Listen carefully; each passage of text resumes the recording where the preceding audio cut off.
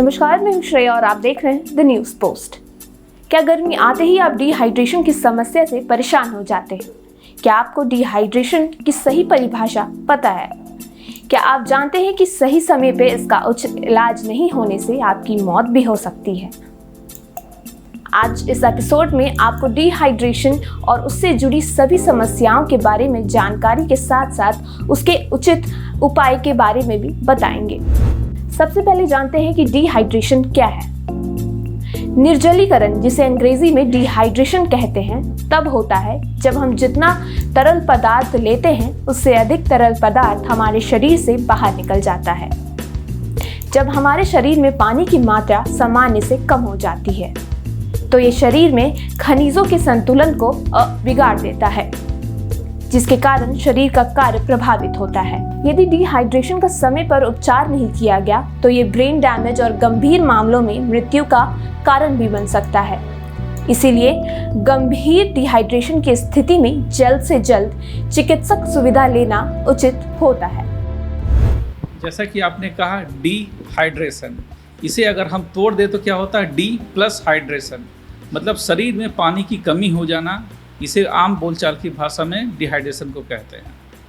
तो sir, dehydration की अगर समस्या किसी को हो रही है, वो अभी फ़िलहाल कम स्टेज है, मतलब उसको जो ज़्यादा सीवियर स्टेज नहीं है, तो घर में इसके लक्षण जो होते हैं वो कैसे हम ऐसे इसको डिफ्रेंशिएट कर सकते हैं कि इसे डिहाइड्रेशन की समस्या हो रही है?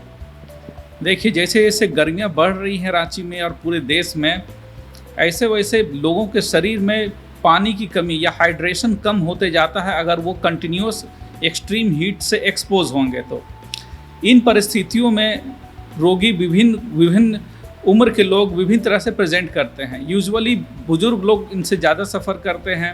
यूजुअल जो प्रेजेंटेशन होता है वो होता है कि बहुत थकान महसूस होता है, कमजोरी महसूस होता है, चक्कर आने लगता है, उल्टी जैसा महसूस होता है और कभी कभी मसल्स क्रैम्प, वीकनेस और बेहोशी भी छा जाती है।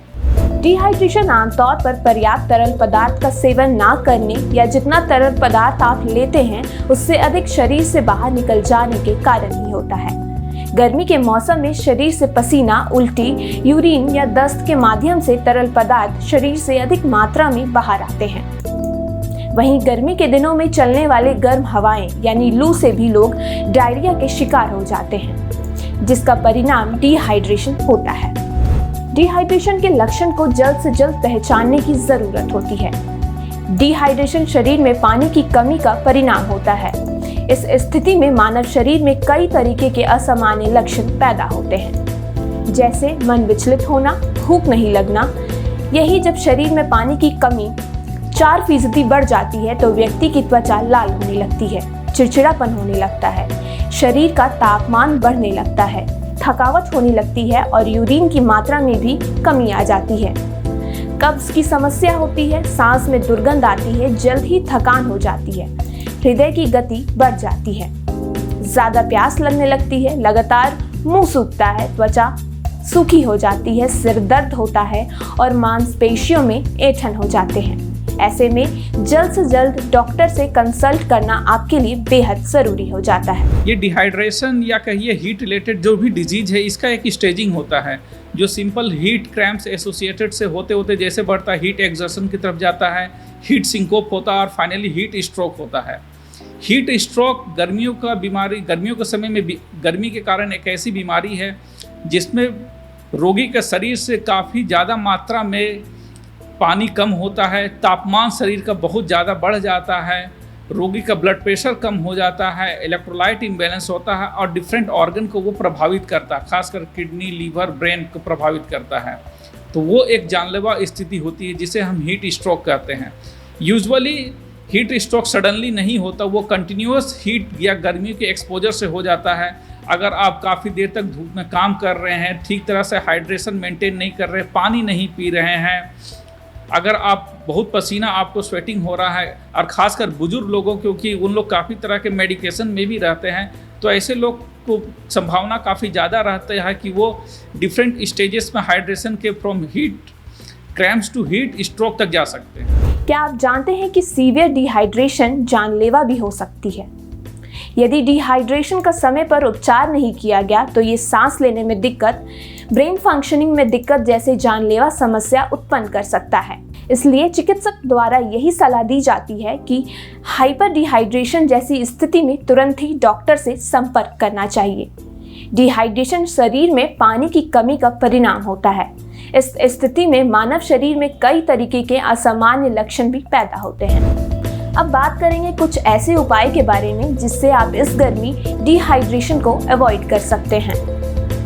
इस गर्मी में डिहाइड्रेशन से बचाव के लिए रोजाना आप जरूर 3 से लेकर 2.5 लीटर तक पानी सेवन करें। जानकारों की माने तो दिन भर में छोटे छोटे अंतराल में थोड़ा थोड़ा पानी पीना चाहिए। इससे डिहाइड्रेशन की समस्या नहीं होती है।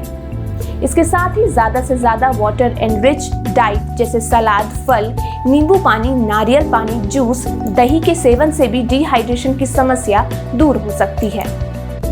एक्चुअली डिहाइड्रेशन या आम बोलचाल की भाषा में गर्मियों में कहें कि लू लग जाना, ये अब काफ़ी कम सामान्य दिख रहा है। अभी भी मेरे पास काफ़ी पेशेंट आ रहे हैं जिनको डिहाइड्रेशन या हीट रिलेटेड डिजीज से वो प्रभावित हैं। मोस्ट कॉमन जो प्रेजेंटेशन है लोगों का एक्सट्रीम वीकनेस, काफ़ी थकान महसूस कर रहे हैं, फटीग महसूस कर रहे हैं, मसल्स क्रैम्प हो रहा है, लो ब्लड प्रेशर है और सभी के ब्लड रिपोर्ट्स में कहीं ना कहीं सोडियम की कमी भी मिल रही है हाई ब्लड प्रेशर कम होने के साथ साथ। तो जैसा कि मैंने कहा कि रोगियों को या किसी भी आम आदमी को तेज़ धूप में नहीं निकलना चाहिए। अगर आप निकल भी रहे हैं तो साथ में पानी हमेशा अपने साथ रखिए।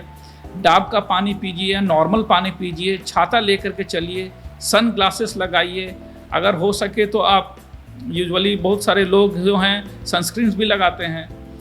दूसरी चीज़, अगर ज़रूरत हो तभी तेज़ धूप में निकलिए, अदरवाइज़ मत निकलिए।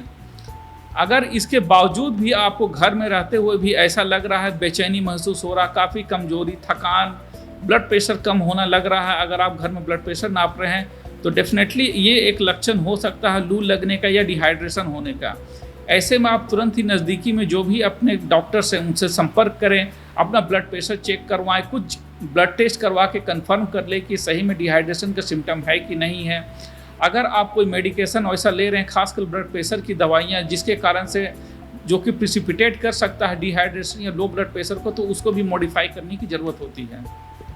तो सर आपने जैसा बोला कि डिहाइड्रेशन जो एक सीवियर भी समस्या हो सकती है, तो इसको समय रहते ही हम लोगों को ट्रीट करना चाहिए। इलाज किया जा सकता है, बशर्ते आप तुरंत अपने लक्षण को समझें, तुरंत अपने नज़दीकी किसी भी अपने फिजिशियन या जो भी डॉक्टर है उसके संपर्क में आए और उनके को दिखाकर अपना सही इलाज करा लें।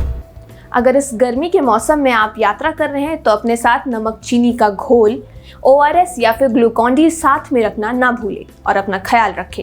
फिलहाल के लिए इतना ही। आप बने रहिए द न्यूज़ पोस्ट के साथ।